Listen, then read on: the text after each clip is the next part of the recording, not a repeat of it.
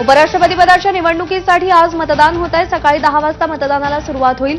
एनडीएच्या वतीनं सीपी राधाकृष्णन तर इंडिया आघाडीच्या वतीनं निवृत्त न्यायमूर्ती बी सुदर्शन रेड्डी रिंगणात आहेत।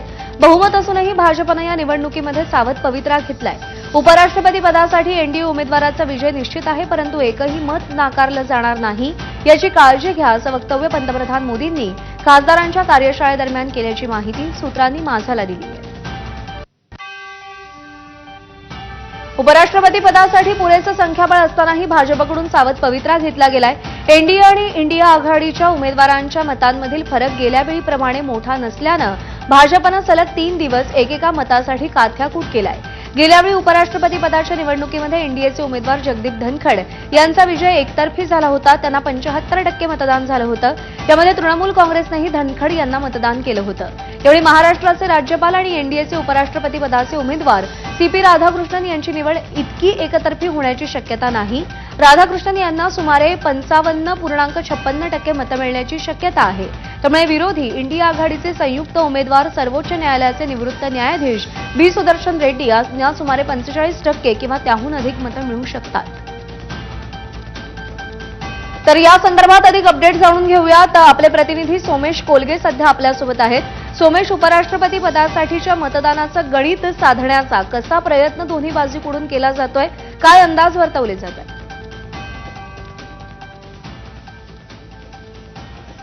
प्रज्ञा, उपराष्ट्रपती पदाच्या निवडणुकीमध्ये सीपी राधाकृष्णन जिंकणार हे जरी निश्चित असलं तरी सुद्धा दुसऱ्या बाजूला एनडीएकडून आपला असलेला आकडा जो साधारणपणे आता 439चा आहे की जेव्हा एनडीएला वायएसआरसीपी जगनमोहन रेड्डी यांच्या पक्षाने पाठिंबा दर्शवलाय, तर या 439चा आकडा ओलांडण्याचा प्रयत्न एनडीएकडून होणार आहे। तर दुसऱ्या बाजूला इंडिया आघाडीकडून मात्र स्वतःचे जितके खासदार आहेत त्यांची मतं आपल्यासोबत एकसंघ राहतील आणि ती फुटणार नाहीत याविषयीचं आव्हान हे इंडिया आघाडी इंडिया अलायन्स समोर असणार आहे।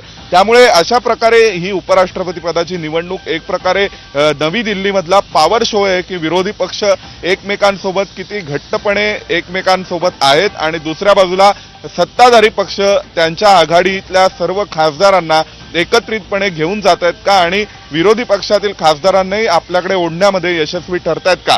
आज जे आकडे समोर येतील संध्याकाळी 6 वाजता जेव्हा मतमोजणी होणार आहे त्यावेळी हे स्पष्ट होईल की एनडीएचे खासदार जितके आहेत त्यापेक्षा आकडा ओलांडण्याचा प्रयत्न एनडीएकडून जो सुरू आहे ते क्रॉस वोटिंग होत आहे का, इंडिया आघाडीचे खासदार फुटणार आहेत का आणि दुसऱ्या बाजूला इंडिया आघाडीचे खासदार त्यांच्यासोबत एकत्रितपणे एकसंघपणे राहिले का, त्यांनी एक गट्टा मतदान केलंय का, याचंही चित्र स्पष्ट हे चित्रही स्पष्ट होईल संध्याकाळी 6 वाजता। त्यामुळे सीपी राधाकृष्णन यांच्या बाजूनी पूर्ण बहुमताचा आकडा असला आणि ही एकल संक्रमणीय मतदान पद्धतीने हे मतदान होणार आहे। त्यामुळे इथे पसंती क्रमानुसार मत द्यायची आहेत। आता 2 उमेदवार आहेत, त्यामुळे प्रत्येक खासदाराला आपल्या पहिल्या पसंतीचा उमेदवार कोण आणि दुसऱ्या पसंतीचा उमेदवार कोण हे बॅलेट पेपरमध्ये लिहायचं आहे आणि जर पहिल्या राऊंडमध्ये जो कोटा आहे तो पूर्ण झाला नाही तर दुसऱ्या उमेदवाराची मतं ट्रान्सफर होतात पहिल्या उमेदवाराला, सर्वाधिक पहिल्या पसंतीची मतं मिळवलेल्या उमेदवाराला। त्यामुळे हे सगळं गणित साधण्याचा प्रयत्न इंडिया आघाडी असेल किंवा एनडीए असेल दोघांकडून केला जातोय। यश कोणाला मिळतंय ते आज संध्याकाळी स्पष्ट होईल। सोमेश, धन्यवाद दिलेल्या माहितीसाठी। दरम्यान एनडीएचे उपराष्ट्रपती पदाचे उमेदवार सीपी राधाकृष्णन यांनी दिल्लीमध्ये एका मंदिरात जाऊन पूजन केलं। आम्ही एकत्र आहोत, विजय आमचाच आहे असा निर्धारही त्यांनी व्यक्त केला। तर उपराष्ट्रपती पदाचं गणित नेमकं कसं असेल, आकड्यांचा खेळ काय आपण पाहूया। लोकसभेमध्ये एनडीए आघाडीकडील संख्याबळ आहे 293 तसं मानलं जात आहे। वायएसआर काँग्रेसचे 4 खासदार सत्ताधारी आघाडीला पाठिंबा देण्याची शक्यता आहे।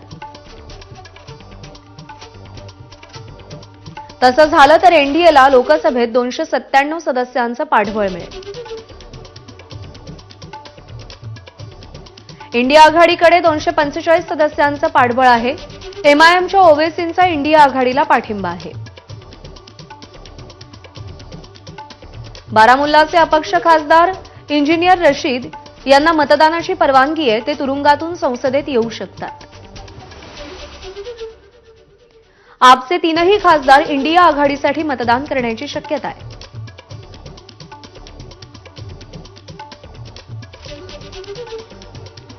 राज्यसभेत एनडीएकडे 131 सदस्य आहेत आणि राज्यसभेतले वायएसआरचे 7 सदस्यही सत्ताधारी आघाडीला पाठिंबा देतील. आपकडे राज्यसभेत 9 खासदार आहेत. राज्यसभेतील संख्याबळानुसार इंडियाला 88 ते 90 सदस्यांच्या पाठबळाची शक्यता वर्तवली जाते. राज्यसभेतील गणित पाहता एनडीएला सुमारे 145 ते 150 सदस्यांचं पाठबळ मिळण्याची अपेक्षा आहे.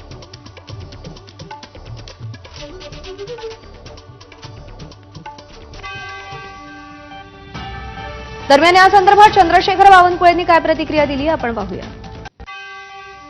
उपराष्ट्रपतीपदाची आज निवडणूक आहे. बहुमत एनडीएकडे असलं तरी परिस्थिती लढत होणार असेल. आमचे उमेदवार निवडून येणार आहे आणि प्रचंड बहुमताने एनडीएचे उमेदवार निवडून येतील. उपराष्ट्रपती पदाच्या निवडणुकीत खासदार सदसद विवेक बुद्धीचा वापर करतील अशी आशा आहे, अशी प्रतिक्रिया काँग्रेसचे मुख्य प्रवक्ते अतुल लोंढे यांनी दिली आहे. या देशामध्ये यापूर्वी सुद्धा एकदा नीलम संजीव रेड्डी त्या राष्ट्रपतीपदाच्या निवडणुकीत देशांना पाहिलेलं आहे की खासदारांनी आपल्या सदसद विवेकबुद्धीचा वापर करून मतदान केलेलं आहे. त्यावेळेसही बहुमत होतं ना, तरी पण लोकांनी त्या सदसद विवेकबुद्धीला जागरून मतदान केलेलं होतं. आज तशीच परिस्थिती आहे देशाची. तर मुंबई महापालिका निवडणुकीपूर्वी महाराष्ट्राच्या राजकारणात मोठी खळबळ उडवणारी बातमी समोर आली आहे. शिंदेंच्या शिवसेनेचे आमदार कृपाल तुमाने यांनी एक मोठा दावा करत राजकीय वर्तुळात चर्चांना उधाण आणलंय. उद्धव ठाकरे गटातील 2 आमदार सोडले तर उर्वरित सगळे आमदार शिंदेंच्या शिवसेनेच्या संपर्कात आहेत आणि लवकरच पक्षप्रवेश करणार आहेत, असा दावा कृपाल तुमाने यांनी केलाय. कृपाल तुमाने यांच्याशी बातचीत केली आमच्या प्रतिनिधींनी, पाहूया.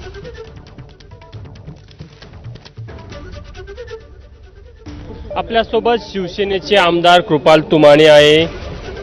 काल संजय राऊत बोलले की एक धमाका दसरा मेळाव्यामध्ये पाहायला मिळेल, मात्र तुम्हीच धमाका द्यायच्या तयारीमध्ये. काय नेमका धमाका असणार आहे? आम्ही धमाका देणार आहोत. त्यांच्या पक्षातले 2 आमदार सोडून उर्वरित सर्व आमदार आमच्या संपर्कात आहे आणि बीएमसीचे जे आता त्यांचे आमदार आहेत त्यापैकी 80% आमदार हे आमच्या संपर्कात आहे. आम्ही दसरा मेळावा आमचा झाला की दसरा मेळावा होतावर लगेच आम्ही मुहूर्त काढू त्यांचा आणि सर्वांना पक्षप्रवेश करणार. खतखत आहे म्हणून ते येत आहे असं नाही आहे. त्यांच्या पक्षामध्ये नाराजी, प्रचंड नाराजी आहे आणि ती संजय राऊतांबद्दल आहे.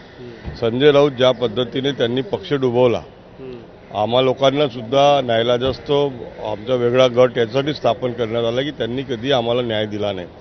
त्या संजय राऊतामुळे ज्या पक्षाचा संपूर्ण सत्यानाश होता ते उद्धव साहेबांनी समजायला पाहिजे. खरंच म्हणजे दसरा मेळाव्यानंतर त्यांचा शिवसेनेमध्ये पक्षप्रवेश देखील होणार आहे. कॅमेरामॅन मिथुन आदमणेसह तुषार कोहोळे, एबीपी माझा, नागपूर. नव्या विभाग प्रमुखांच्या नियुक्तीवरून शिंदेंच्या शिवसेनेत वाद पेटलाय. पश्चिम उपनगरामध्ये नाराज पदाधिकारी राजीनामे देण्याच्या तयारीत असल्याची माहिती आहे. त्यानंतर उपमुख्यमंत्री एकनाथ शिंदे यांनी संबंधित पदाधिकाऱ्यांना आज मुक्तगिरी बंगल्यावरती चर्चेसाठी बोलावल्याची माहिती पक्षातील नाराजांनी दिली. विलेपार्ल्याचे जितेंद्र जानावळे, गोरेगाव आणि दिंडोशीचे गणेश शिंदे, चारकोपचे संजय सावंत या नाराज पदाधिकारी आणि त्यांच्या समर्थकांची गणेश शिंदे यांच्या गोरेगाव पूर्व इथल्या कार्यालयात बैठक झाली. दुसरीकडे ठाकरेंच्या शिवसेनेचे पक्षप्रमुख उद्धव ठाकरे यांनीही आपल्याला मातोश्रीवर चर्चेसाठी बोलावलंय, असं पक्षाच्या विभाग प्रमुखांनी फोनवर संपर्क करून सांगितल्याचा दावा नाराजांनी केलेला आहे. राज्य मंत्रिमंडळाची आज महत्वाची बैठक होणार आहे. दरम्यान मागच्या मंत्रिमंडळ बैठकीवर मराठा आरक्षणाच्या मुद्द्यावरून मंत्री छगन भुजबळ यांनी बहिष्कार टाकला होता. त्यामुळे आज होणाऱ्या बैठकीला छगन भुजबळ उपस्थित राहणार का आणि राहिले तर ओबीसींच्या आरक्षणासंदर्भात नेमके काय मुद्दे उपस्थित करणार हे पाहणं महत्वाचं ठरणार आहे. हैदराबाद गॅझेटियरच्या जीआर विरोधात छगन भुजबळ आक्रमक झाले असून ते सरकारला कोर्टात खेचण्याच्या तयारीत आहेत. 2 दिवसात मुंबई हायकोर्टात ते याचिका देखील दाखल करणार आहेत. या सगळ्या अनुषंगानं बैठकीत पडसाद उमटणार आणि ते पाहणं महत्वाचं ठरणार आहे. जरांगेंच्या आंदोलनानंतर राज्य सरकारनं मराठा समाजाला कुणबी दाखले देण्याचा निर्णय घेतलाय आणि या निर्णयाला ओबीसी नेत्यांनी जोरदार विरोध केलाय. काँग्रेसचे नेते विजय वडेट्टीवार यांच्या नेतृत्वात ओबीसी नेत्यांची बैठक पार पडली.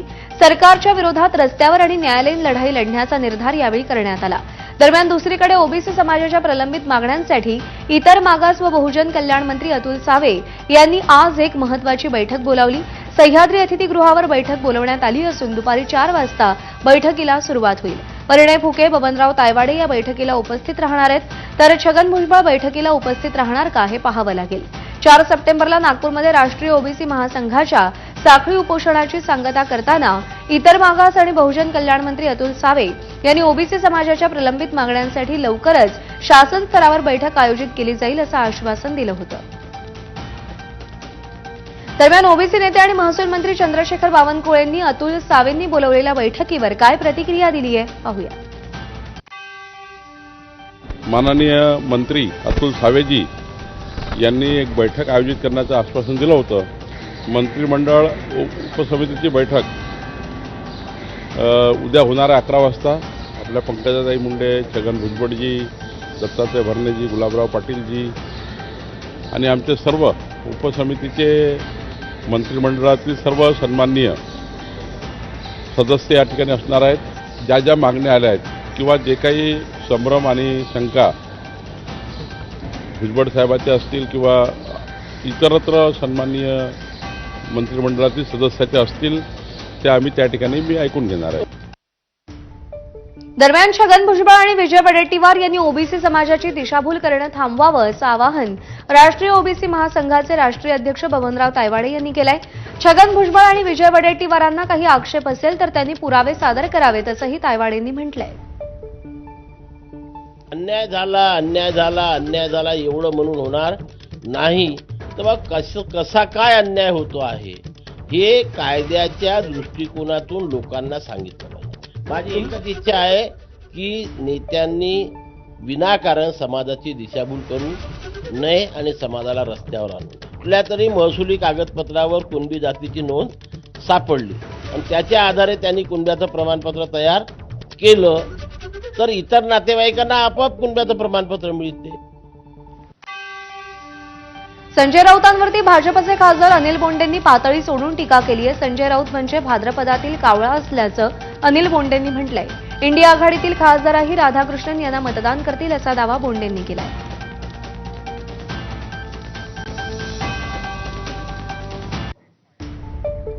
आणि या क्षणाची एक महत्त्वाची अपडेट. आजच्या राज्य मंत्रिमंडळाच्या बैठकीला भुजबळ उपस्थित राहण्याची शक्यता काहीशी कमी आहे. आज ते बैठकीला उपस्थित राहतील का आणि बैठकीला जर ते उपस्थित राहिले तर ओबीसी आरक्षणासंदर्भात नेमके काय मुद्दे उपस्थित करतील याकडे सगळ्यांचं लक्ष लागलेलं होतं. पण आजच्या या मंत्रिमंडळाच्या बैठकीला छगन भुजबळ उपस्थित राहण्याची शक्यता कमी आहे. हैदराबाद गॅझेटियरचा GR काढल्यानंतर छगन भुजबळ यांनी तीव्र शब्दात आपली नाराजी व्यक्त केली होती. सरकारला कोर्टात खेचण्याची तयारी देखील त्यांनी सुरू केलेली होती आणि त्या पार्श्वभूमीवर आजच्या मंत्रिमंडळ बैठकीमध्ये ते नेमका काय पवित्रा घेतात हे पाहणं महत्त्वाचं होतं. पण आजच्या या बैठकीला ते उपस्थित राहण्याची शक्यता काहीशी कमी आहे अशी माहिती मिळते. आज संध्याकाळी 4 वाजता सह्याद्री अतिथीगृहावरती मंत्रिमंडळाची बैठक होतीये. पण या बैठकीला छगन भुजबळ उपस्थित राहण्याची शक्यता कमी आहे. निलेश बुधावले आपले प्रतिनिधी आपल्याला अधिक अपडेट देतील. निलेश, काय कारण आहेत छगन भुजबळ उपस्थित राहण्याची शक्यता कमी वाटतेय? मागील आठवड्यात प्रज्ञा आपण पाहिलं मराठा आरक्षणासंदर्भात GR निघाला आणि त्यानंतर जी बुधवारी कॅबिनेट बैठक पार पडली होती त्या बैठकीवर बहिष्कार मंत्री छगन भुजबळ यांना टाकला होता. ते केवळ पक्षाची जी प्री कॅबिनेट बैठक होती त्या बैठकीला उपस्थित राहिले सह्याद्री अतिथीगृह येथे आणि त्यानंतर ते थेट घरी निघून आल्याचं दिसलं होतं. आज देखील अशाच पद्धतीची परिस्थिती असू शकते. त्यांच्या निकटवर्तीयांच्या वतीने सांगण्यात आलेलं आहे की आज देखील कॅबिनेट बैठकीला भुजबळ उपस्थित राहण्याची शक्यता फार कमी आहे. आता ते प्री कॅबिनेट बैठकीला जातात का हे देखील पाहणं महत्त्वाचं राहणार आहे. खरं तर रोज सकाळी मंत्रालयात जाण्यासाठी 10-10:30 वाजता भुजबळ निघत असतात. त्यामुळे आज नेमका ते काय निर्णय घेत आहेत, कॅबिनेट बैठकीला ते उपस्थित राहतात का हे पाहणं महत्त्वाचं राहील. मात्र त्यांच्या निकटवर्तीयांकडून ते उपस्थित राहण्याची शक्यता कमी असल्याची माहिती देण्यात आली आहे. प्रज्ञा. निलेश, धन्यवाद दिलेल्या माहितीसाठी.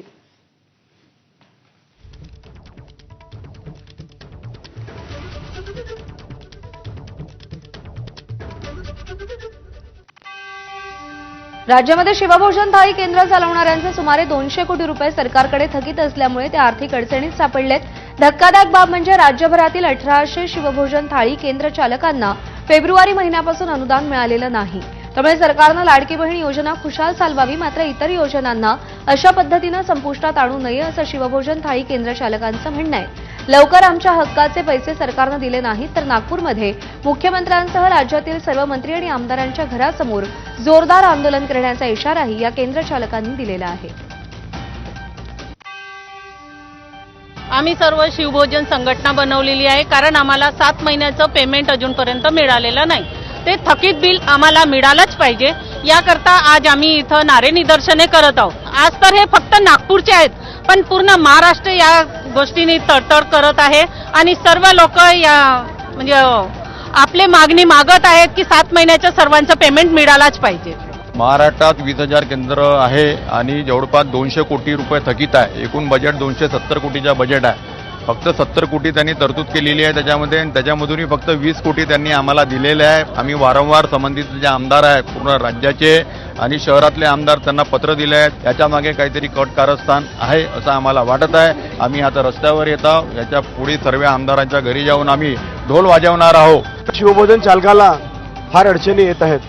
आमचा जो किराया आहे तो थकीत झालेला आहे, कामगाराचं पेमेंट थकीत झालेलं आहे, किराणा दुकानदाराचं पेमेंट थकीत झालेलं आहे. आम्ही शासनाला निवेदन दिलेलं आहे, मुख्यमंत्र्याला निवेदन दिलेलं आहे, DCMला आम्ही निवेदन दिलेलं आहे, आम्ही पालकमंत्र्याला निवेदन दिलेलं आहे, पण आमच्या मागण्याकडे सरकार दुर्लक्ष करत आहे. संपूर्ण आमदाराच्या घरासमोर, पालकमंत्र्याच्या घरासमोर शिवभोजन केंद्र चालक ढोल बजाव आंदोलन करणार आहे. तर राज्यामध्ये शिवभोजन थाळीची सुमारे 1800 केंद्र आहेत. दररोज 2.25 लाख ते 2 लाख गरजू या थाळीचा लाभ घेतात. शिवभोजन थाळी 10 रुपयांना मिळते. सरकारकडून केंद्र चालकांना थाळीमागे 40 रुपयांचं अनुदान मिळतं. बहुतांश शिवभोजन थाळी केंद्र चालकांना फेब्रुवारीपासून अनुदान मिळालेलं नाही. काही केंद्र चालकांना गेल्या वर्षीच्या डिसेंबरपासून अनुदान नाहीये. सरकारकडे 200 कोटी रुपये थकीत असल्याचा शिवभोजन थाळी केंद्र चालकांचा आरोप आहे.